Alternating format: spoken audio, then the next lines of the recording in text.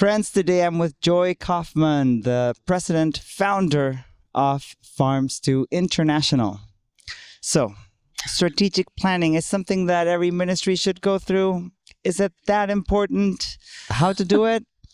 We're going to talk about that right now with Joy. So, Joy, what is strategic planning? So honestly, strategic planning used to be a really intimidating concept to me that I thought, we have a plan. We know what we're doing. Do we have to write it all down? Do we have to be explicit? Do we have to put numbers to it? And I can say now, yes. It's a really good idea. We need to operate in faith and trusting God and everything, but we need to do our part in planning. So it is important. This is the first time you do strategic planning at Farms to? No, we had done strategic planning before in several iterations, but this past year, I realized that I really wanted to get some help, and I'll give you the context as to why. We had gotten some funding from a Christian organization to do some work in South Sudan, and the results that we had were really powerful. I mean, lives transformed, children nourished that had been malnourished, all these great outcomes. And the funder that we were talking to, he was, his name is Lane Kipp, and he was a very engineer type, he'd been trained as an engineer, and he went to Dallas Theological Seminary. And he had really said to us, I love the outcomes that you guys were able to achieve. But really, when I first invested in you, it was a bit of a gamble because we'd never seen anything quite like Farms to. It's very holistic. It's very comprehensive. And we didn't really know what we would be able to achieve together. And he said, I really think you could use some help in defining exactly your vision for change and, your strategic plan so that you could better articulate that to future donors. So that's kind of what set us off on a path of maybe we should really dig deeper into this. Okay, cool. Okay, so then tell us, how did all that happen? How do you go into strategic planning? What things need to happen? Yeah, so there's two things that I think the strategic plan really needs to help you look at is everybody wants their organization to be highly effective and irresistibly attractive. So there's two sides to the coin. You can have, a very effective organization that can't really communicate to their audience what they're doing. And so then nobody funds them. And then they say, no money, no mission, right? Yeah. Or you can have an organization, on the other hand, that's very attractive. They have slick marketing, cute pictures of kids and great stories to tell. But maybe those aren't actually that accurate, or maybe it's not a representative sample of what's actually happening. It's just sort of cherry picking the best stories to tell. And so they're very attractive, but then, over time, they can't prove their impact. So what you really want is a balance of both. An organization to be highly effective and irresistibly attractive. So that's what we wanted to go for. Okay. So it sounds like strategic planning is you got a plan, but you have to strategize. So how do you strategize? How do you figure out which are going to be your strategies? Exactly. That's the question. And the process is asking so many questions, like how, and particularly why. So, for example, with us, we had to say, okay, well, and also what is the problem we are trying to solve? And so for years, Farms to, we've been saying, we want to fight hunger, disease, and poverty. And then we would say, okay, how do we do that? And why do we do that? So there was a whole process, and because Lane is an engineer and I was raised by an engineer, so it kind of hooked into my brain. What you do is you go through and you look at what is the problem you're trying to solve. And I'll explain how it actually transformed and tweaked a little bit about what we're doing as a result of really going through this process. But what's the problem you're trying to solve? And then you work backwards. You take an inventory of your organization and say, what are all of the activities that we're doing? And those activities are 100% in the control of the organization. So for us, it's, we train trainers, we send them out into villages. They just, for example, bring seeds, right? So then what are the outputs? And when you start talking outputs and outcomes, honestly, I used to get confused by that.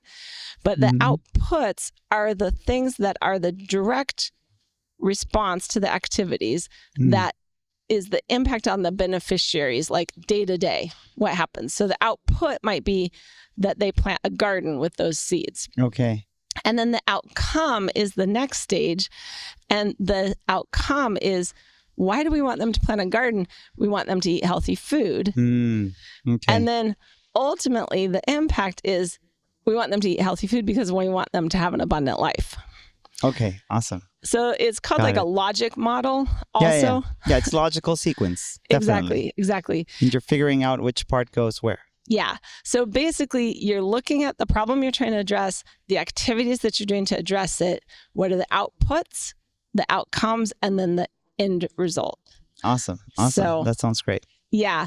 So it was really kind of interesting for us because, for example, one of the things we've been talking about for years is freedom from shame. We help girls with menstrual hygiene pads. We did that because when I was in Uganda, I met with an Adventist school principal, and he was telling me all these girls drop out. And then I did my own, public health research and realized these girls drop out. That perpetuates the cycle of poverty because they, get married off or start being sexually active. They have kids. Those kids are malnourished because they're poor, so let's break the cycle. So we were going to schools and passing out the pads. The pads. Yeah, I remember that. Yeah.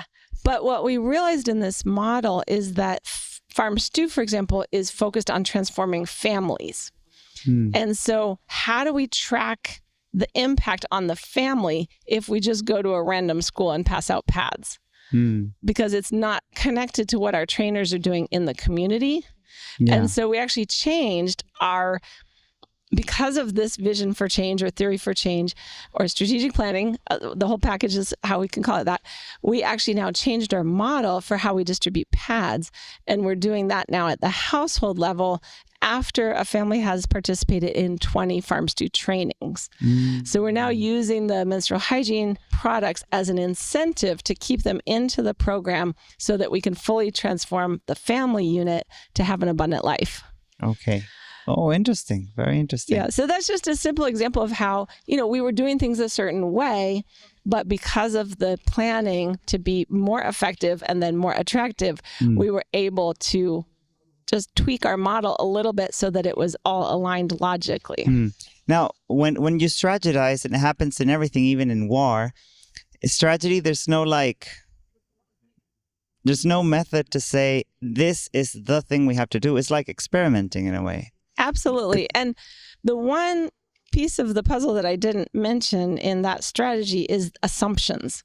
So like you're saying, you're strategizing and you're assuming, if I do X, Y is going to happen. Yeah. But there's an assumption that connects those two things.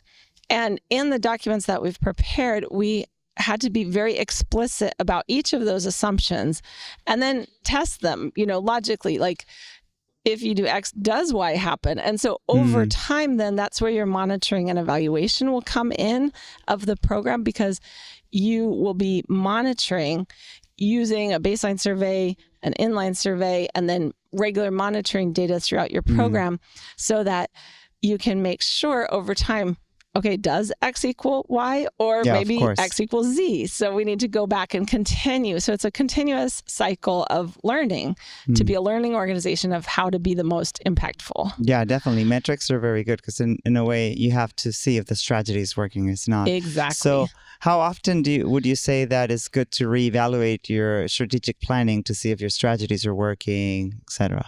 Okay, so every organization is different. Ours has a life cycle. Our program model has a life cycle of 3 years now. So we'll do the baseline at the start of the program. So people will go out and, measure the mid-upper arm circumference of the children and, look and see, are the children in school? And, does their house have a proper roof or proper floor or proper walls? That's looking at, are we impacting poverty, for example? Yeah. And then the inline will actually be 3 years later, because we want to show that this program has lasting long-term impact. And so we've decided that 3-year window is how we're going to show that lasting long-term impact. But then on a monthly basis, we're gathering data on the activities. So we know how many trainings each trainer did, and that's all put into a phone-based, data collection system. We'll know how many people showed up at that training, how many, seeds were distributed or pads were distributed. And so that kind of data we'll collect monthly.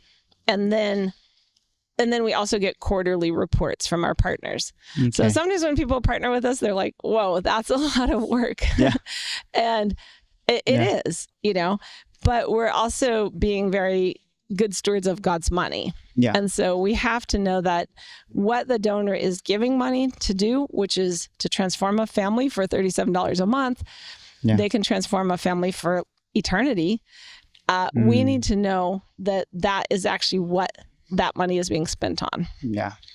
Great. Okay, let's continue. So now you have your strategy. Now, how do you do the planning? Okay, so what's kind of cool about that is if you have the vision for change, which I'm hoping can be shown on the screen while we're talking about this, you have your vision for change with those components. And then what's really exciting is that the planning, you can just plug in your vision for change into the strategic plan, and you figure out a cost basis for what is it going to cost you, in our case, to transform a family. Yeah. And that's where we came up with the $37 a month, which is the whole package of the Farm Stew program, including pads, including wells for a community that gets certified. And so then wait, that's a price for one family or a village? Yeah. So what we did is we had to make some assumptions about the number of families in a village. So in a village, we say we're going to target 50 households. Okay. And we assume that 40 or 80% of them will be transformed, because we know we're not going to have 100% success. So because you mentioned a well, so it's not like a well per house, it's a well per area or so we had to build in the cost of a certified village in Farm Stew is eligible to get a well. Okay. So we don't just go in and willy-nilly drill wells, because there's over $1 billion of, broken wells all throughout Africa. So in Farm Stew, they there's so much to explain, but what we want to do is we want to help them fight their own poverty. So they set up a village savings and loan association. That's one of our strategies. And so with that village saving and loan association, the community has proven they know how to save their own money, and they know how to allocate it for certain purposes that are business initiatives. Awesome. And so they don't get a well from us until they've proven that they have the capacity to come together, save money, and manage that money. Awesome. Then they'll be ready to fix that well if it breaks down in the future. Okay, let's continue now with that. Yeah. Great. Okay. So the planning, that's the exciting thing about really doing your homework on the vision for change, because then the planning is just saying, okay, we believe that God is calling us to transform, say, for example, 25,000 households, 150,000 people. So we know that in order to transform 25,000 households, we actually have to reach 31,250, I think it is. So because we know only 80% of the households are going to get transformed through our model and through our research. So then we have to say, okay, what is it going to cost us to transform those families? So we put in to the 25,000 households we're going to transform the cost even of those households that don't get transformed, because we're still having to do all the work for them. It's just they, for some reason, don't come up to the standard of a Farm Stew home. So basically, you just work backwards and you say, okay, my strategic plan is that we're going to have the funds for this many households to be trained. And we're going to have the funds to have this many seeds and this many pads and this many wells, for example. We assume if we're doing 25,000 households, we're going to fund at least maybe 500 wells. So that's a lot of money. Yeah. So your plan, I think it's a plan and a prayer together. because you're making plans. And, God says, I know the plans I have for you, says the Lord, and they're all good plans. But even in that quote from Jeremiah, those plans didn't work out right away. Things didn't actually go that well for the people. So you're making the plans on your best case scenario, and you're striving for that best case scenario, knowing that you may not get all those funds in your hand.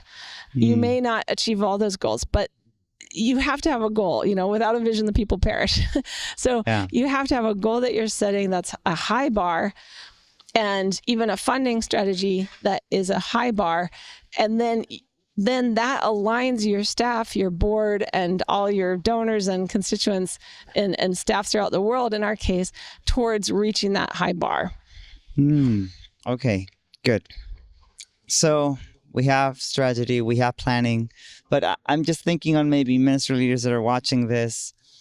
Since you decided to start to have strategic planning on Farms to until you finished it and it's ready to start executing, how much time did it took? How many board meetings in a way? How many hours?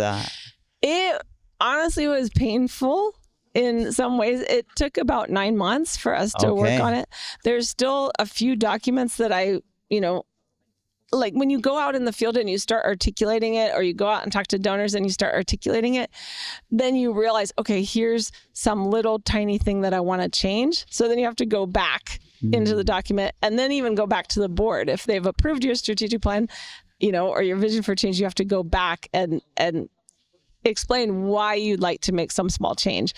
So I'll just give an illustration. Like ours, we now have 5 outcomes that we're fighting hunger, saving lives, alleviating poverty, restoring hope, and promoting self-sufficiency. So those are our 5 outcomes. And what we realized is that the Farms Do activities, like our letters, lined up with those outcomes. So like to fight hunger, we do farming and meals.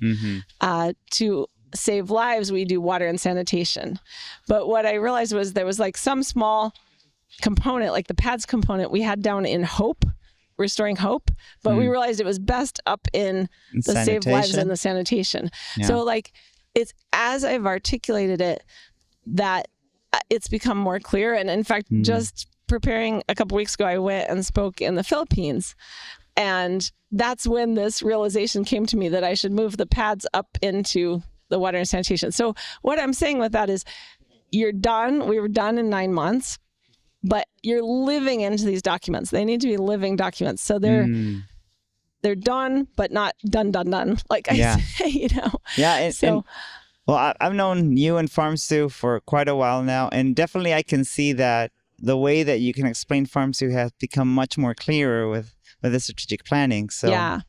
Well, and it's really cool. I'll say what's exciting about it is it kind of helps you have, I don't know if you ever see those kind of horses that are like plow horses, and they have those things. So they can't look to the sides, Yeah, and I need that because I'm like an idea person. I get, really passionate about things. Yeah. And so, I spoke before about the board and the governance, and my board chair, Susan Cherney, who's awesome. And there's a video on OCI about that. Yeah. You guys should watch it. It's going to be linked in the description. Yeah. So, she kind of helps me have those blinders because, somebody's like, oh, hey, don't you want to do this? That's Farms Do. And Farms Do is already so comprehensive. Like anything could fit into what we do practically. And for sure, they're good ideas. Yeah, they're good ideas.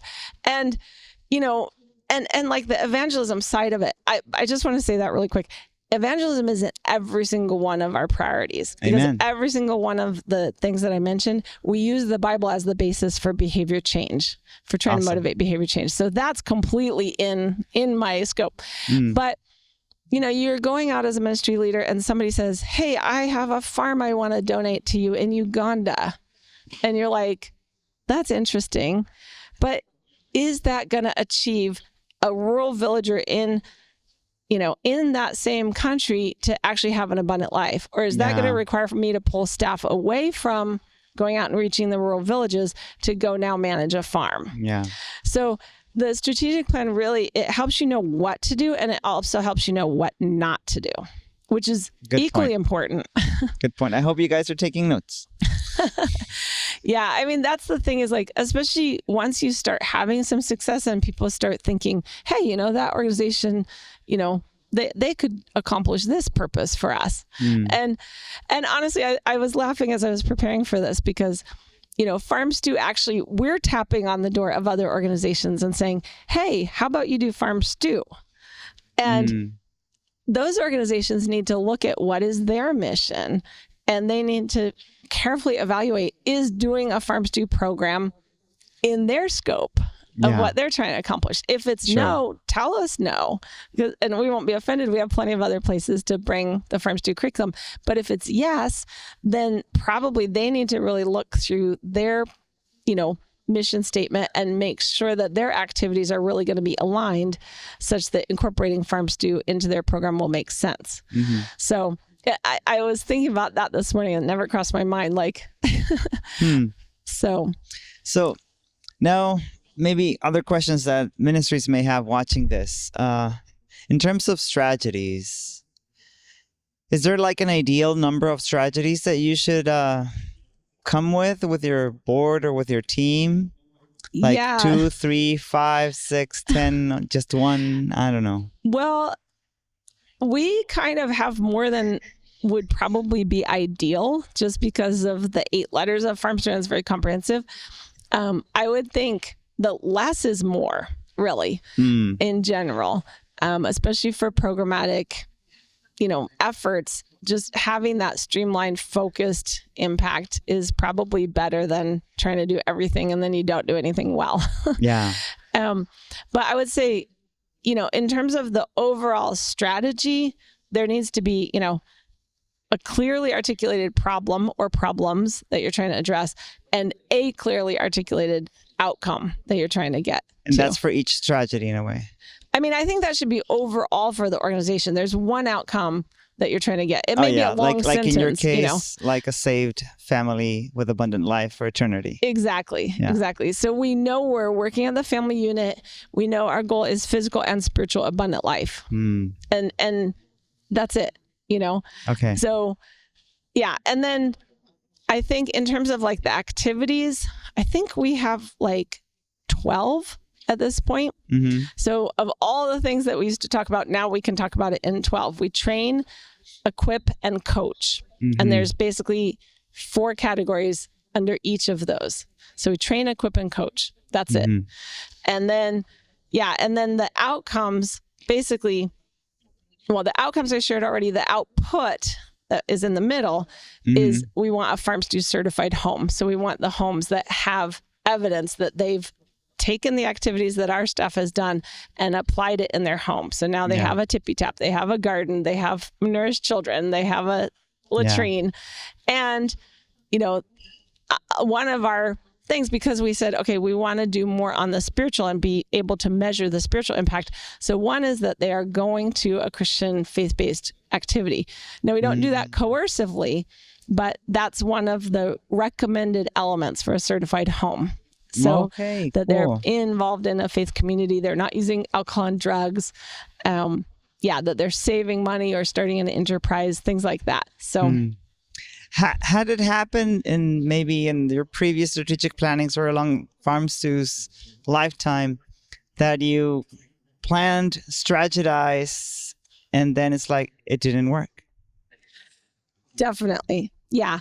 I mean, I think that's part of the challenge of leadership is you're trying to see into the future and you're trying to cast a vision for the future. And, you probably don't have the gift of prophecy. Yeah, sure.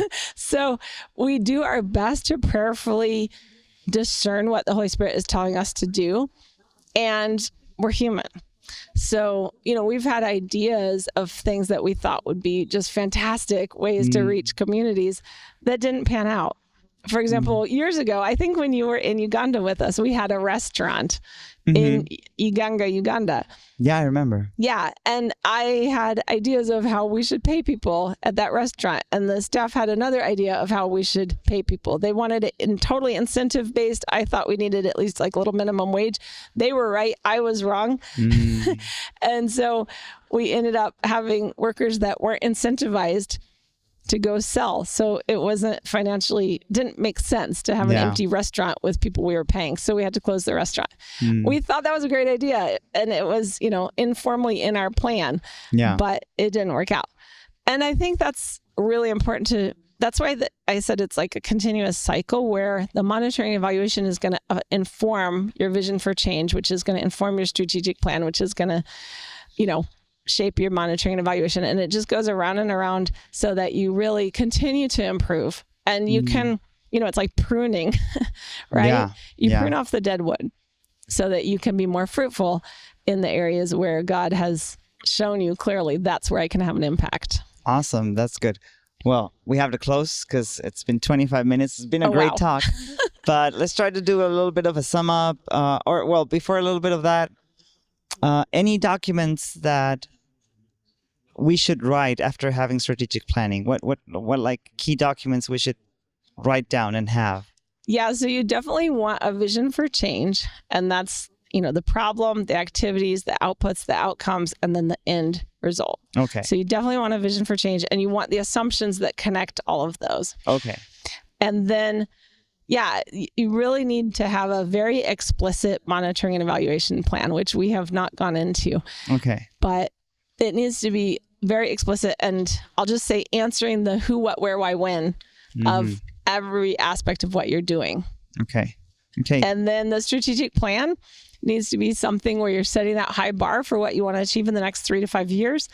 And that should have money related to it so that what is it going to cost to achieve those goals. Okay. Awesome. Thank you, Joy. Yeah, sure. It was great. And friends, if you want to know more about Farms to International, the link is going to be in the description below. And for sure, we're going to have Joy again with another interview talking about something else or maybe going deeper into strategic planning. Thank you, Joy. Yeah, you're welcome. It was fun. And thank you, OCI family. We are a family. We work together. And as we all get better, we can just represent the glory of God and his church better together. So that's exciting for us to be part of the family. Amen. Thank you. And friends, as you know, OCI, we're all about helping ministries thrive. As Joy said, we're a family. We're here to help one another and to have mentorship, networking, training, etc. So if you have a ministry and you want to grow it, well, join the family. And if you want to start a ministry, we're here also to help you out. Remember to like this video, share it with others. Put in the comments, what would you like us to talk about? It is very important for us.